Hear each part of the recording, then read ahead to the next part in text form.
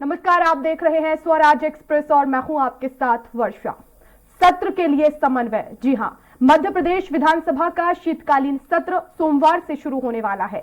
शीतकालीन सत्र शुरू होने से पहले विधानसभा अध्यक्ष गिरीश गौतम ने सर्वदलीय बैठक बुलाई है।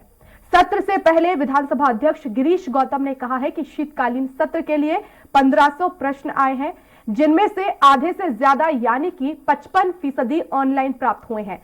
इसके साथ ही विधानसभा अध्यक्ष ने बताया कि सभी दलों को लेकर यह सर्वदलीय बैठक बुलाई गई है, जिसमें इस बात पर जोर रहेगा कि सदन की कार्यवाही को बिना किसी अवरोध के चलने दिया जाए, क्योंकि सदन ही एक ऐसा मंच है जहां जनप्रतिनिधि अपनी बात रखते हैं।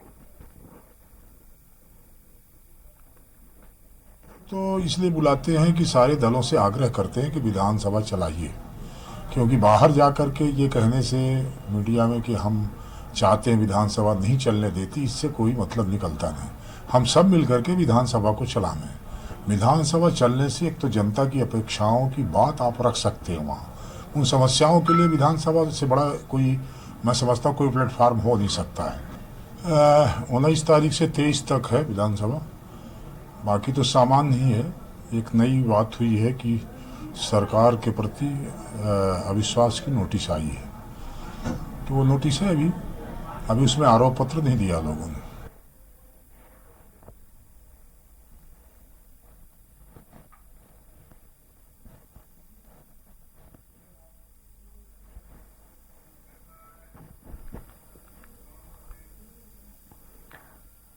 हालांकि 5 दिवसीय इस सत्र को नेता प्रतिपक्ष डॉक्टर गोविंद सिंह ने इसे बहुत छोटा सत्र बताया। उन्होंने आरोप लगाया है कि पूर्व मुख्यमंत्री सुंदरलाल पटवा के बाद लंबे सत्र चलने की परंपरा को खत्म कर दिया गया। तो वहीं कांग्रेस नेता के बयान संसदीय कार्य मंत्री नरोत्तम मिश्रा ने कहा कि सरकार चर्चा के लिए तैयार है। साथ ही उन्होंने यह भी कहा कि कांग्रेस के पेश किए गए अविश्वास प्रस्ताव के नोटिस पर भी सरकार काफी सतर्क है। बैठक माननीय अध्यक्ष जी द्वारा बुलाई गई है और बैठक में अध्यक्ष जी जो बात चर्चा रखते हैं, हम चाहते हैं कि सदन चले, भाईचारे के साथ चले। राजनीति में हमारा कोई एक दूसरे के प्रति दुर्भावना नहीं है। हमारी ड्यूटी है हम सरकार की कमियों को उजागर करें। सरकार का दायित्व है उनको प्रेम पूर्वक सुने। विधायक की कार्यकर्ता नहीं सुन रही, कार्यकर्ता की जनता नहीं सुन रही, एक दूसरे पे किसी का विश्वास नहीं और अविश्वास प्रस्ताव ला रहे।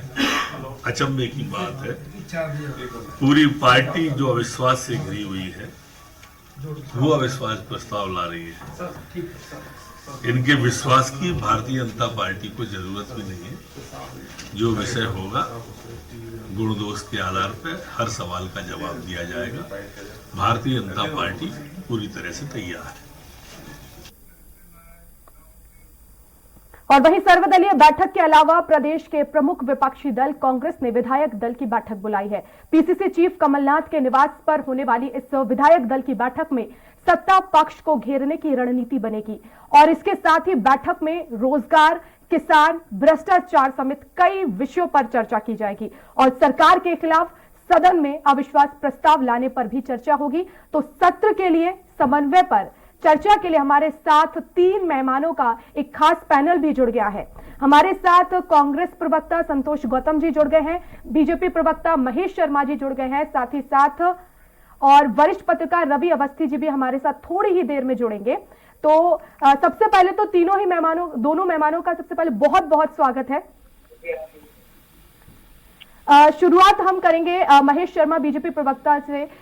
महेश शर्मा जी, आज सर्वदलीय बैठक बुलाई गई है।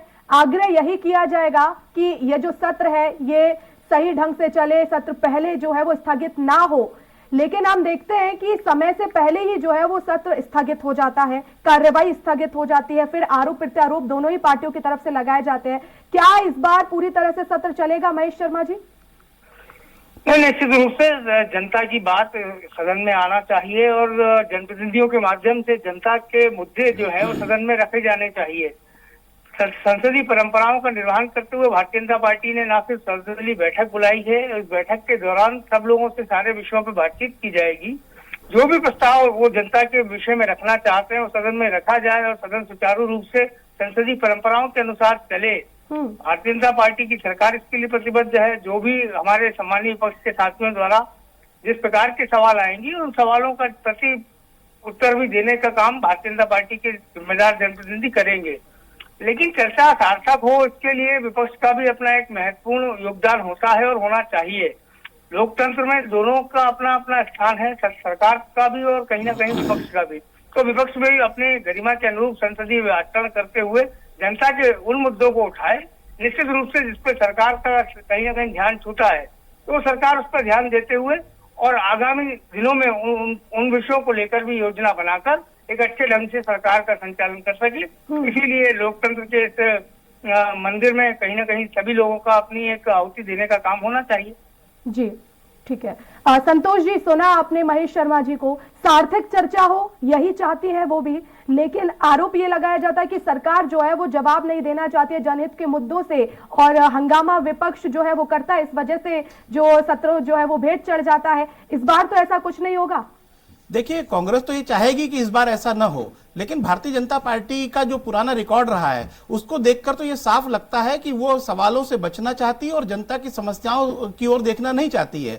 चाहे किसानों का मुद्दा हो, खाद का मुद्दा हो, बीज का मुद्दा हो, या प्रदेश में बढ़ती बेरोजगारी का मुद्दा हो, अपराधों का मुद्दा हो, एनसीआरबी की रिपोर्टों में मध्य प्रदेश के पिछड़ेपन का मुद्दा हो, तो मैं ये कहूंगा कि किसी भी मुद्दे पर सरकार सामना नहीं करना चाहती विपक्ष का। इसीलिए पहले भी हमने देखा कि किस प्रकार से चर्चाओं को खत्म कर दिया जाता है और किस प्रकार से विधानसभा को स्थगित कर दिया जाता है। मैं यह साफ करना चाहता हूं कि महेश शर्मा जी ने बोला कि भारतीय जनता पार्टी ने सर्वदलीय बैठक बुलाई है, तो महेश शर्मा जी, विधानसभा अध्यक्ष किसी पार्टी का नहीं होता है और सर्वदलीय बैठक बुलाने का अधिकार अगर उसको है तो क्या वो भारतीय जनता पार्टी से निर्देशित हो रहे हैं? विधानसभा अध्यक्ष गिरीश गौतम जी, उन्होंने अगर कोई सर्वदलीय बैठक बुलाई है तो इसको भारतीय जनता पार्टी द्वारा आहूत नहीं मानिए, इसको विधानसभा अध्यक्ष द्वारा मानिए, और नहीं तो ये मानिए कि हम उनको निर्देश दे रहे हैं, भारतीय जनता पार्टी निर्देश दे रही है।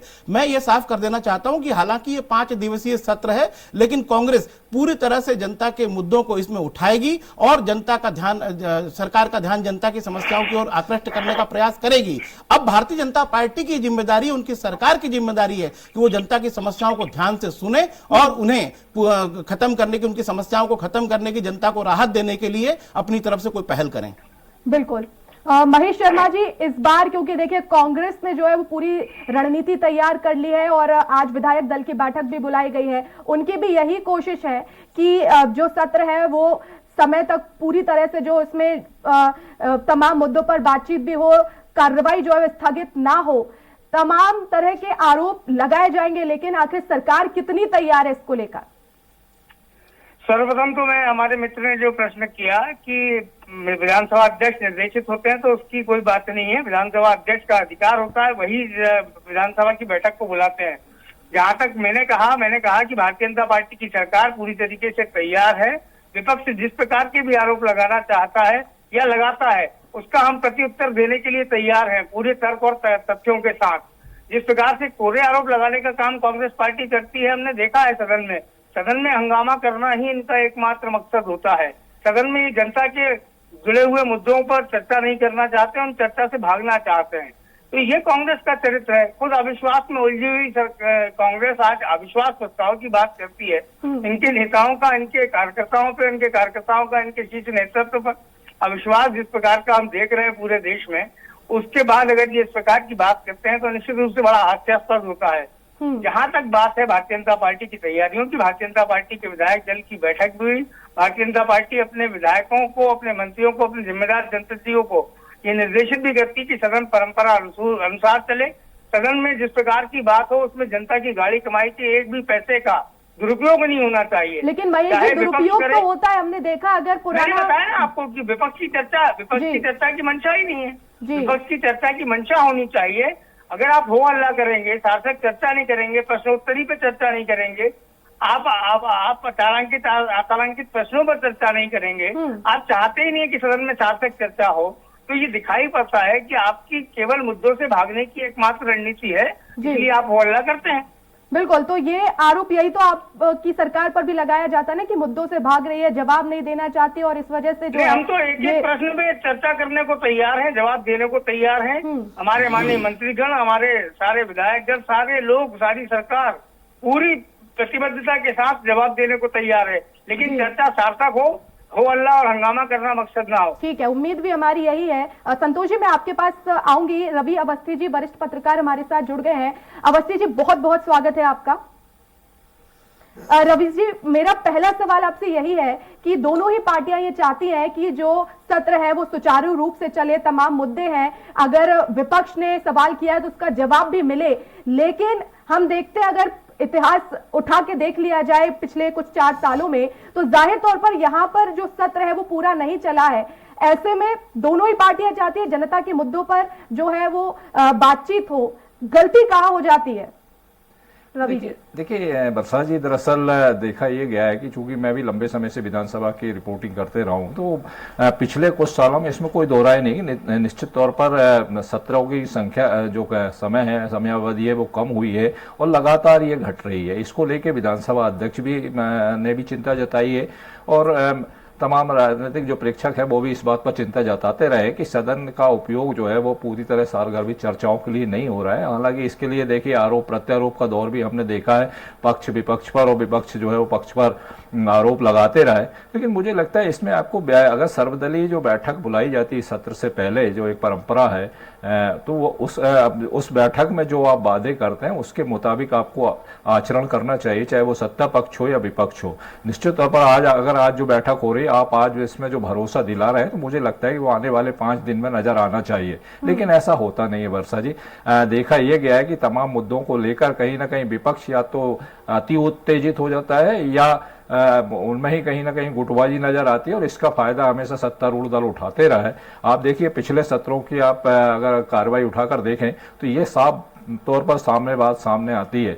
जहां तक देखिए अविश्वास प्रस्ताव की बात है, तो अविश्वास प्रस्ताव को देखकर आपने सबने देखा है कि अजय सिंह जी जो अविश्वास प्रस्ताव ला रहे थे उसका क्या असर हुआ था, उसके बाद भी ये प्रयास हुए, और अभी जो अविश्वास प्रस्ताव लाया जा रहा है उसको लेकर भी यही चर्चा थी कि भारत जोड़ो यात्रा के चलते इस पर काम नहीं हो पाया है, इसलिए संभवतः हो सकता है कि ये बजट सत्र तक टल जाए। लेकिन अब जो कांग्रेस की तरफ से बात आई है, पीसी शर्मा जी ने अभी हाल ही में विधानसभा अध्यक्ष से मुलाकात करके इसका दिया है कि वो अविश्वास प्रस्ताव लाना चाहते हैं। अच्छी बात है, विपक्ष अपना काम कर रहा है, निश्चित तौर पर विपक्ष की अपनी भूमिका है और मुझे लगता है कि वो इसको सक्रिय तौर पर निर्वहन करेगा। बिल्कुल।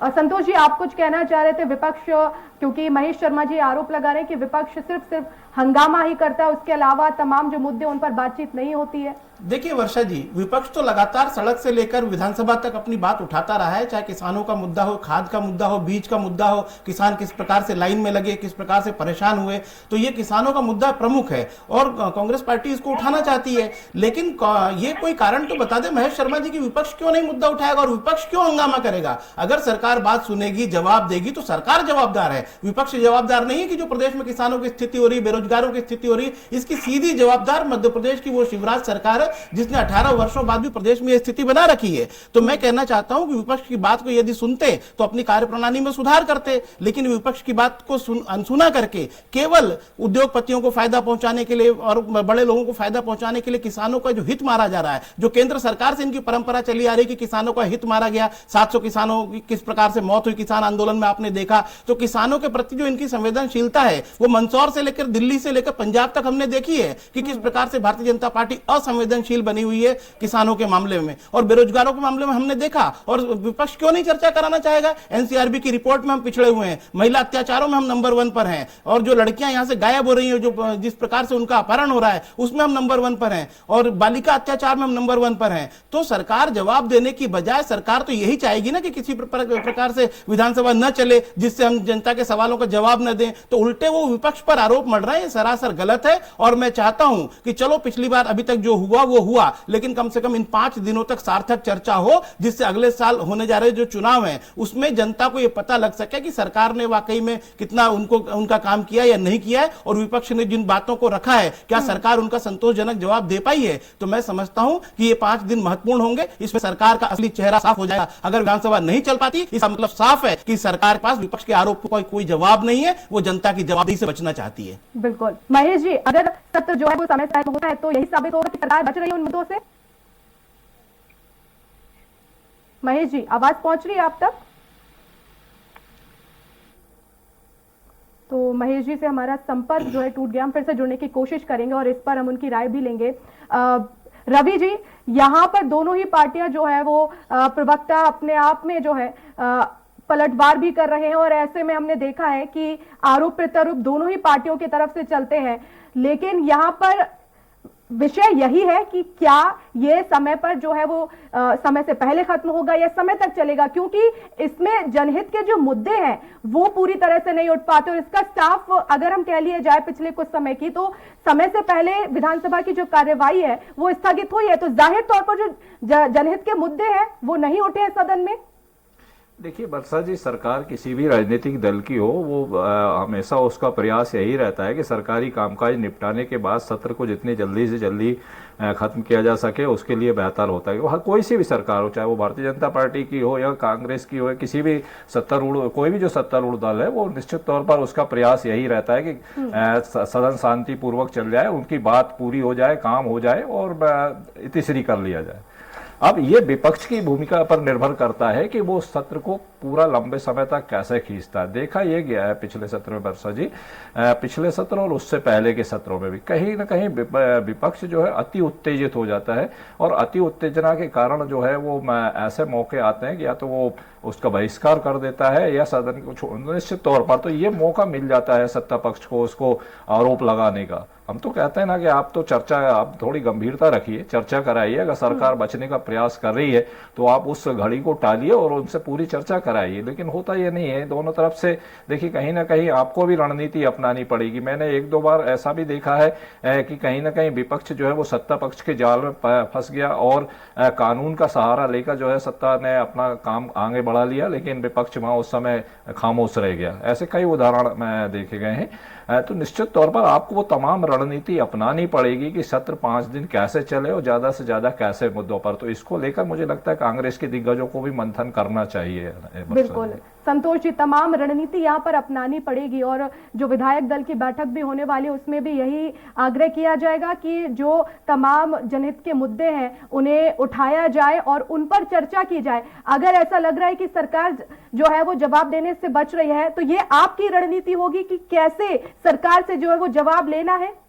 देखिए, बिल्कुल सही कह रही हैं आप वर्षा जी, और रवि जी ने भी बिल्कुल सही कहा है। कांग्रेस पूरी तरह से सतर्क है और कांग्रेस ने अच्छी तैयारी इस बार कर रखी है कि सरकार जो पिछला उसका ट्रैक रिकॉर्ड रहा है कि विधानसभा स्थगित करने का, उसे किसी प्रकार से न होने दे। लेकिन फिर भी मैं मानता हूं कि सरकार की नैतिक जिम्मेदारी है कि वो अभी जितनी भी दिनों की उनकी सरकार है उसमें उसने जनता के लिए क्या किया है, क्या राहतकारी कदम उठाए गए हैं, किसानों के लिए, बेरोजगारों के लिए, युवाओं के लिए, महिलाओं के लिए जो भी कदम उठाए गए हैं, सरकार के पास तो ये मंच है बताने का। विपक्ष को जवाब के माध्यम से जनता को वो बता सकती है कि हमने ये काम किए हैं। लेकिन बड़े दुख के साथ मैं कह रहा हूं कि सरकार के पास कोई उपलब्धियां नहीं है। आप देख रहे थे अभी पिछले दिनों, आपने भी कई रिपोर्टें दिखाई कि किसान किस प्रकार से परेशान है, खाद के लिए परेशान है, बीज के लिए परेशान है, लेकिन सरकार के कानों पर जू नहीं रेंग रही है। सरकार केवल इवेंट मैनेजमेंट कर रही है, और जो भी उसके कार्यक्रम होते हैं इवेंट मैनेजमेंट से प्रेरित होते हैं। किस प्रकार से नायक बन के एक तथाकथित नायक के तौर पर उभरना चाहते हैं शिवराज सिंह चौहान जी, लेकिन ये सब काम तब होते हैं जब उनके पास दिखाने के लिए कुछ नहीं होता है, तो उनको ऐसे आडंबरों का सहारा लेना पड़ता है।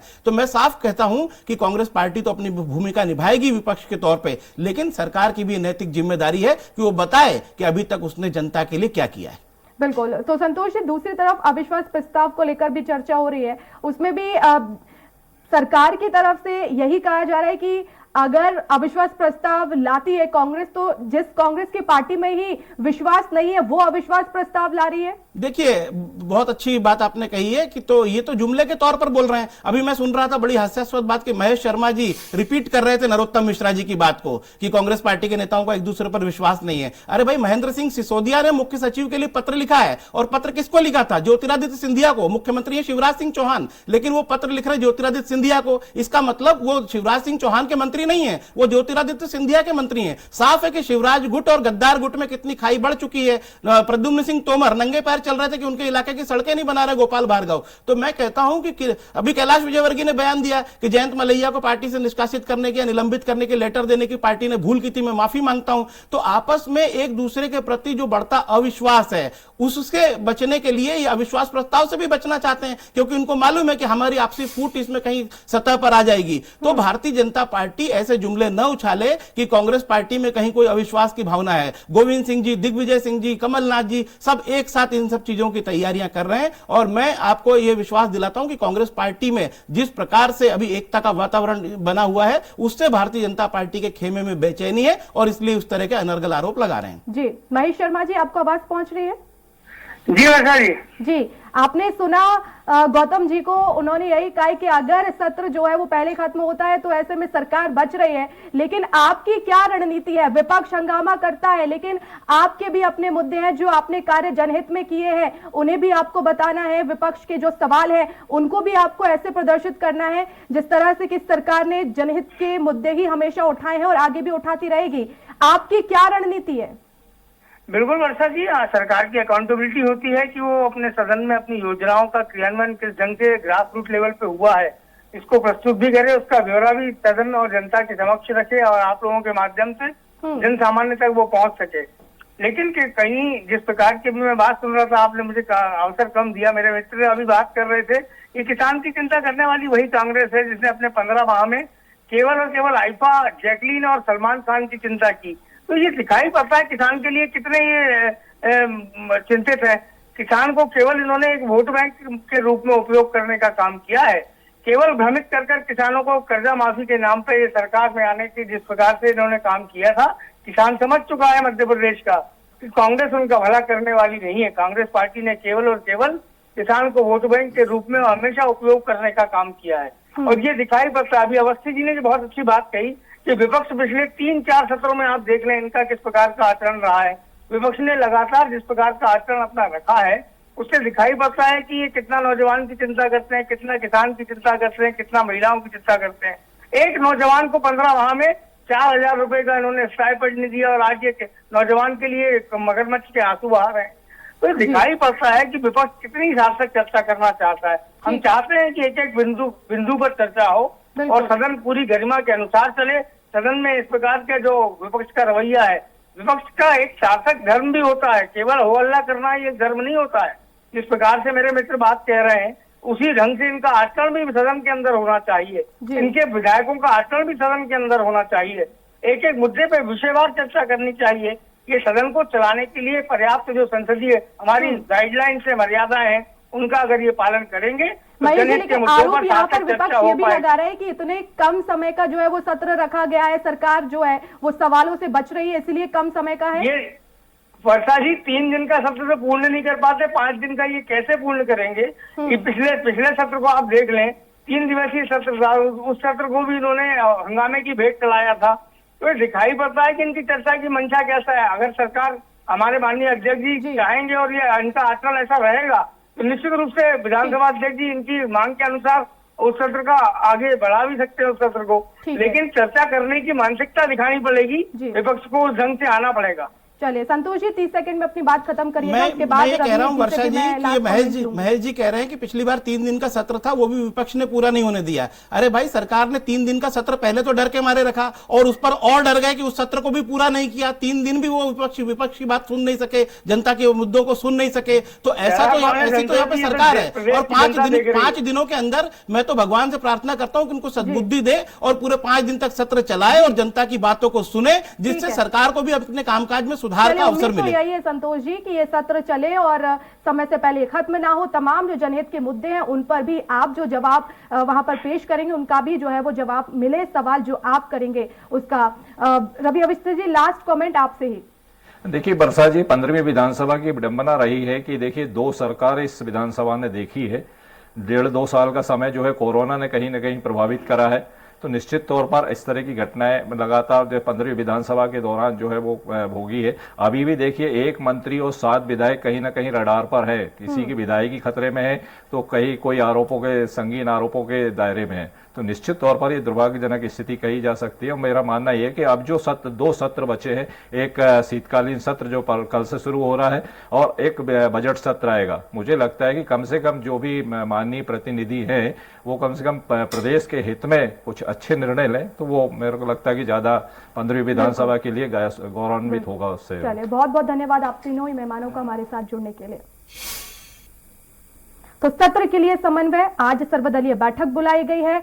आग्रह यही किया जाएगा विधानसभा अध्यक्ष की तरफ से कि जो सत्र 5 दिन का चलाया जा रहा है वो समय से पहले खत्म ना हो, उसमें तमाम जनहित के मुद्दे जो है वो उठाए जाए, सरकार जो विपक्ष सवाल करेगी उसका जवाब दे। लेकिन हमने देखा है कि सत्र जो है वो पहले ही खत्म हो जाते हैं, लेकिन इस बार उम्मीद है कि 5 दिन का सत्र सुचारू रूप से चले। फिलहाल इस खास कार्यक्रम में इतना ही। नमस्कार।